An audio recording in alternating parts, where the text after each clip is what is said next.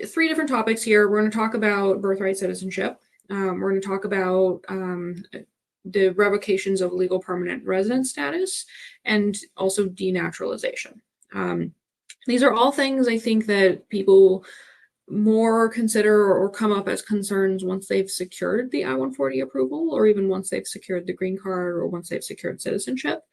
But it's important for everyone, I think, who's pre that process, so everyone who is considering EB-1A and EB-2NIW, to just kind of be aware of what's going on here. With regard to birthright citizenship, there are many of you perhaps on the live stream here, there are many people that I talk with who were born outside the US, so they are immigrant workers here on H-1B, on F-1, you know, in various statuses. But, you know, people move to the US usually before they start a family, and then they graduate college, and then they get married here, and then of course they have children here. And those children, as long as they're born in the US, are American citizens. So you do not have to sponsor your children in many cases. They're already US citizens, and you just need to be concerned about securing your own immigrant status here in the US. A lot of people are very concerned because Trump issued this executive order saying that he would cancel birthright citizenship and replace it with some other process, which is very ill-defined. And there's been a whole legal drama with the Supreme Court involved at the last moment that has been challenging his ability to do this. In the United States, we have birthright citizenship through an amendment to the actual Constitution, which is the highest law of the land. And so birthright citizenship is a given. I think every single judge who has seen the executive order as a case before them has said immediately that this executive order is unconstitutional on its face, like the most clear constitutional violation that can exist. So ultimately, I am not concerned that your children will lose citizenship status. I am not concerned that the children of immigrants who are born in the US will not be considered US citizens. I am concerned about what the journey will look like. Like, certainly there will be some hiccups along the way. There may eventually be some passports denied or some deportation proceeding initiated. Like, some people will certainly be caught in the crossfire here. So I'm not saying that there's no risk, but in the end, the legal drama should work out just fine where birthright citizenship is upheld and the government, or the executive branch specifically, won't be able to do anything about it. A lot of people come to be concerned, and they're asking what steps they should take now, if they need to do anything for their children who are already here and who are US citizens and who are going to school here. And I'm telling people just to wait. Wait and see how the legal drama plays out. There really isn't any action that you need to take immediately right now. I mean, I would make sure your children have documentation. If they don't have a US passport already, I would definitely have them apply for a US passport. If there's any hint that a passport would be denied, or if anything strange happens, like, you should talk to a litigator who is actually litigating some of these birthright citizenship cases. But absent that kind of situation, just wait, because your children are US citizens. They're recognized by everyone except for like very specific actors in the executive branch as US citizens, and they should be fine in the end. Also, the latest update on the case, there's now a national class action that's been certified, and that class action has won another injunction against the enforcement of the rule. And so the Trump administration is not legally allowed to enforce their executive order to get rid of birthright citizenship. And the way this is playing out, this is bound to go to the Supreme Court again at some point. So everyone can just breathe for right now. All the developments in this case are good, and no action is needed. So just relax.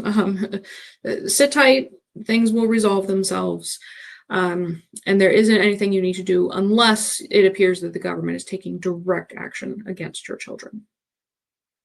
All right, so there's that focus of the US government. That's probably the least concerning topic that we'll talk about now.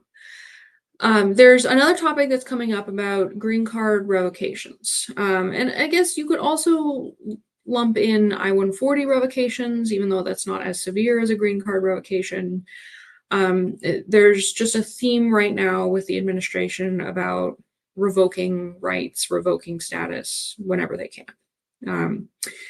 It's important to know that when you become a legal permanent resident, you have a lot more rights than you do when you're on a non-immigrant visa, like on an H-1B.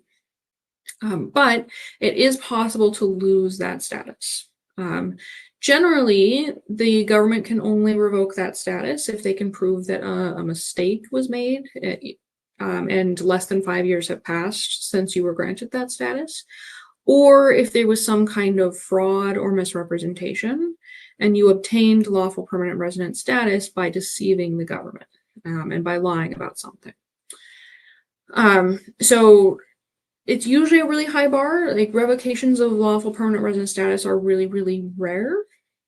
But we are seeing the government try to do this a little bit more and kick people out of the country by removing their lawful permanent resident status. And then, of course, they wouldn't be able to apply for any other status. A lot of times when lawful permanent resident status is removed, the person has been accused of fraud or misrepresentation, which comes with a permanent bar on entry to the US.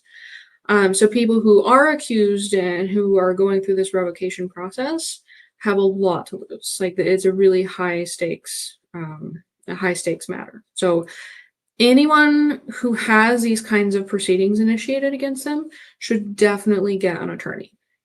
And you do have the right to attorney representation. It's always at your own cost. The government does not provide an attorney to you in these circumstances. But you can have an attorney represent you and speak for you. And, I'm concerned with the emphasis being placed on revocations, that a lot of revocations are not really based on facts, but they're based on implications in the record. I've been involved not with revocations of legal permanent resident status, but with revocations of I-140s and I-130s before. And a lot of times the government is looking at facts or implied facts that are on a previous written record, and they don't seem really willing to consider the full picture or what happened. Like, they're only looking at this very discrete set of facts. And so if there's an implication of some prior fraud or misrepresentation on the record, is really difficult to overcome that, even if you have a lot of proof that it never happened. It's hard to explain things once you're accused of fraud. It really is. So these kinds of cases can be really concerning. You definitely need an attorney representing you if this comes up. That being said, I think the fact that these are happening with both I-140 revocations and then revocations to actually strip legal permanent resident status, I think it's causing a lot of panic in cases where there's nothing to panic about. Like, I've had a bunch of people come to me for consultations and say, I published in this journal and now this journal is seen as sketchy, but I had no idea at the time. Like, is my case going to be revoked?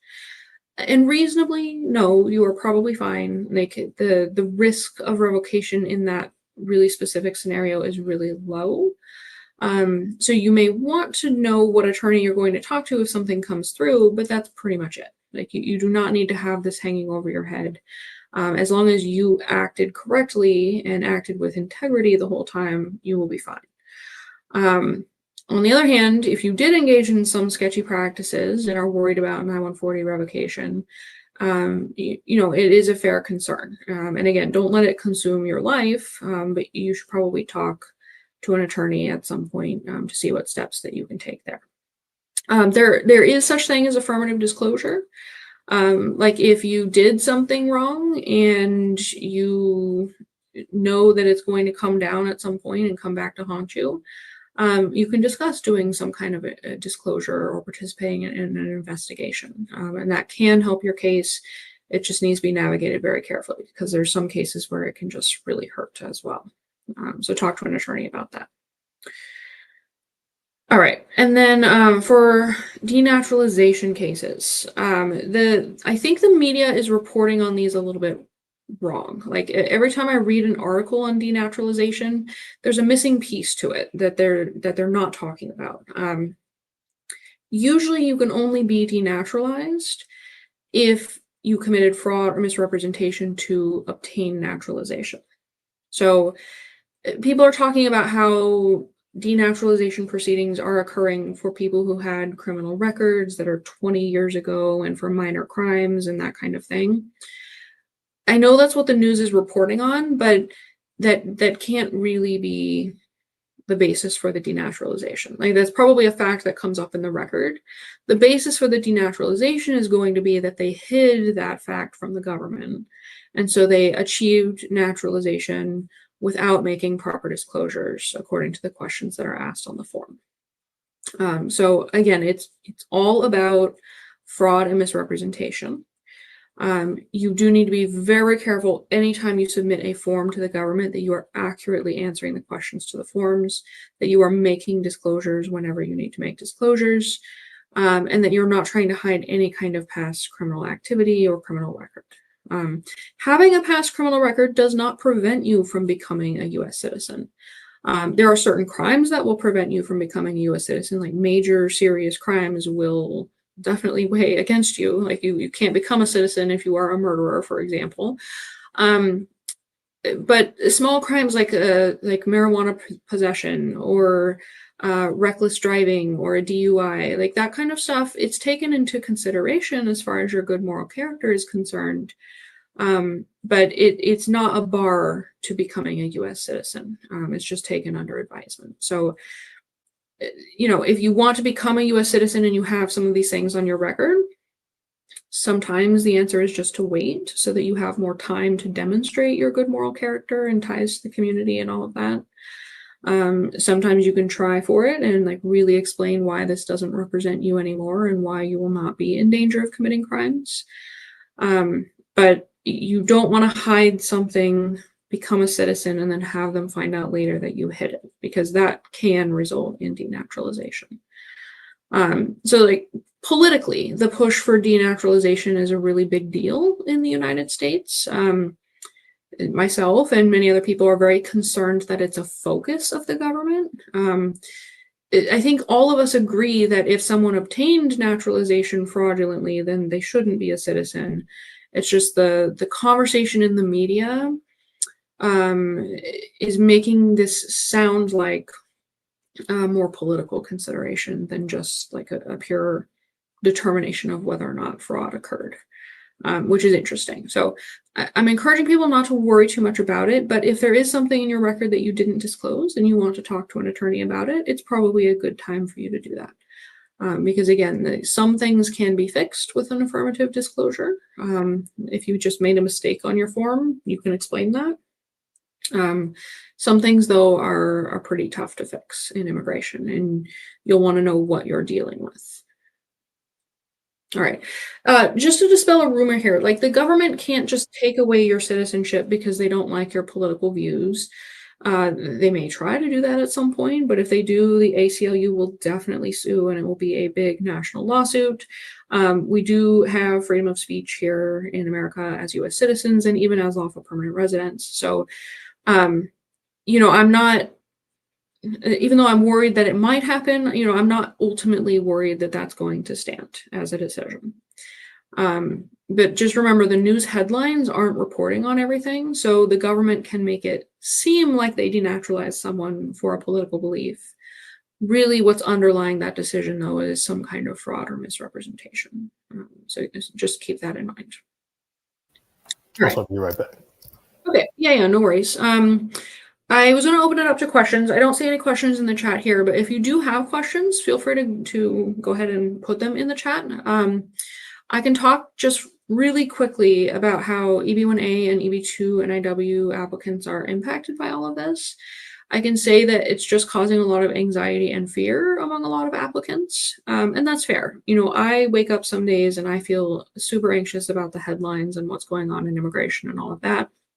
The U.S. legal system, though, does have a lot of built-in checks and balances. So even if there are things to be anxious or afraid of, there is ultimately a way to make your case heard, to speak to an adjudicator or a judge, or present your case in some way.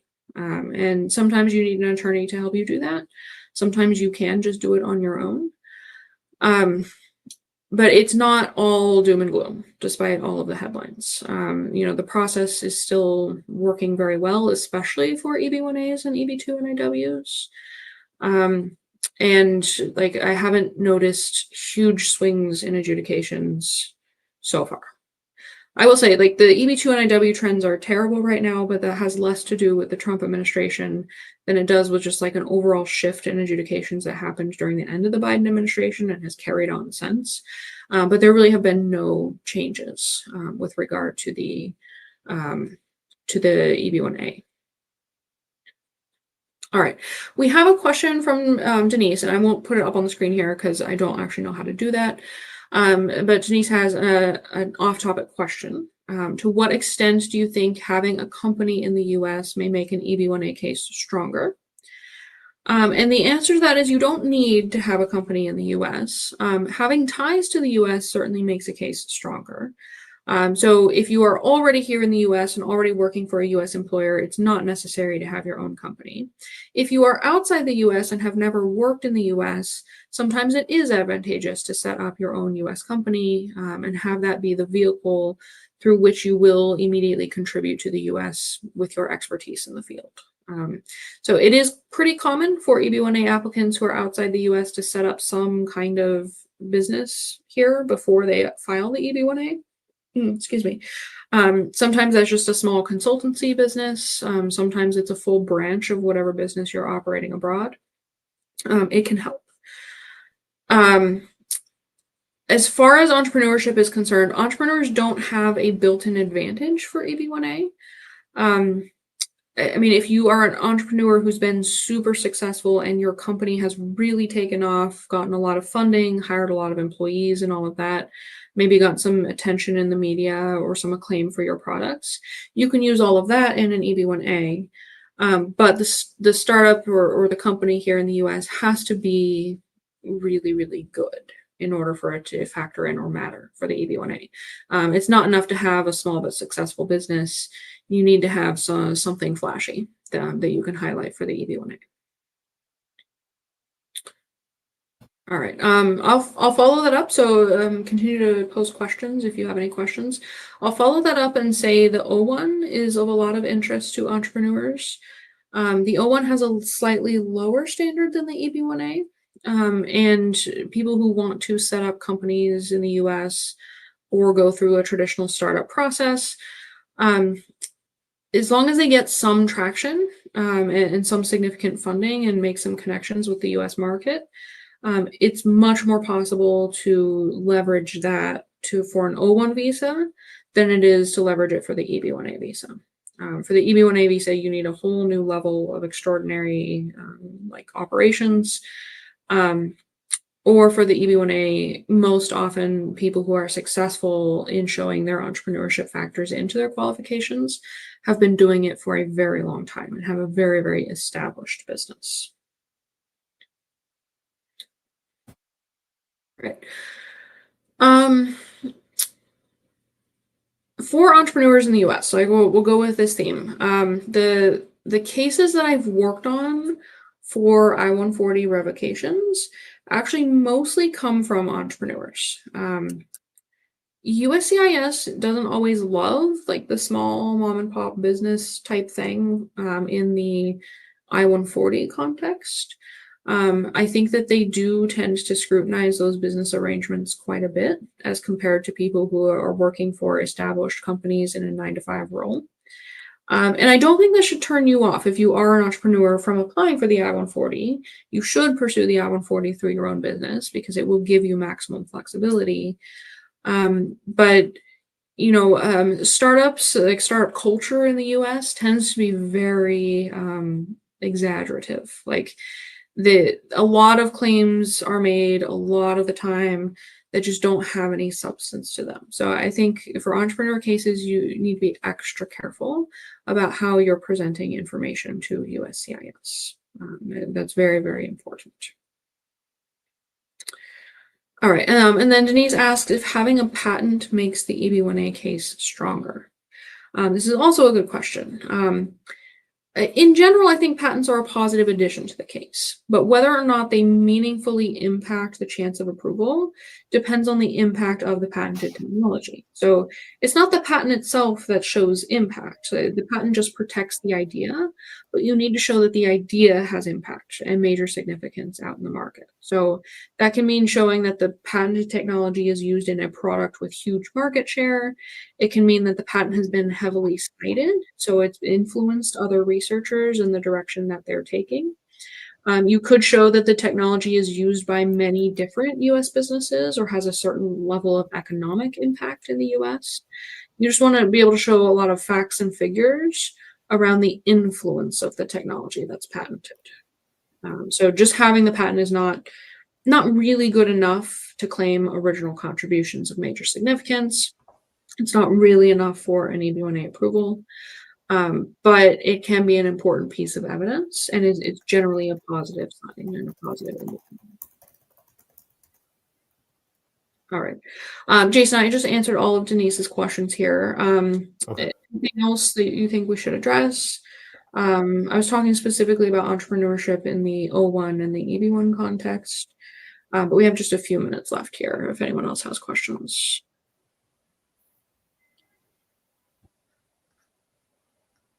All right.